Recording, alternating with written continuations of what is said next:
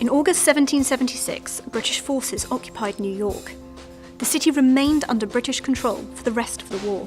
General George Washington needed reliable information on the movements of British troops, but at this time there was no effective way of gaining this intelligence. In 1778, Benjamin Talmadge, a young cavalry officer in the Continental Army, established a small spy ring in his hometown of Setauket on Long Island. Talmadge had joined the army in 1775, and by mid-1778 had become the head of the Continental Army's Secret Service. His goal was to establish a permanent spy network that would operate behind enemy lines. The group became known as the Culper Spy Ring, and they became the most effective intelligence-gathering operation on either side of the Revolutionary War.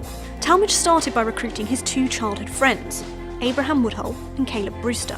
One of the most daring of the group, Brewster, was the only member of the ring the British ever identified as a spy. Talmadge went by the code name of John Bolton, while Woodhull went by the name of Samuel Culper, after whom the ring was named. Secrecy was so strict that even General Washington did not know the identity of his spies. Woodhull lived in constant anxiety of being discovered, and by the summer of 1779, he had recruited another man, the well-connected New York merchant Robert Townsend, to serve as the ring's source in the city. Townsend wrote his reports as Samuel Culper Jr., and Woodhull went by Samuel Culper Sr.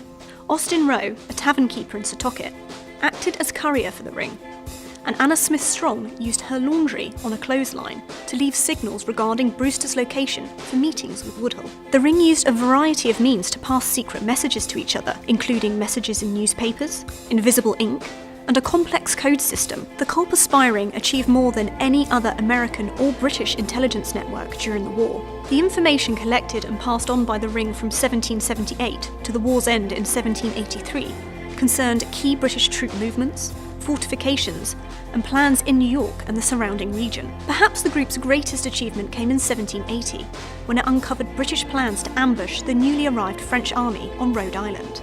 Without this warning, the Franco-American alliance may well have suffered a devastating setback.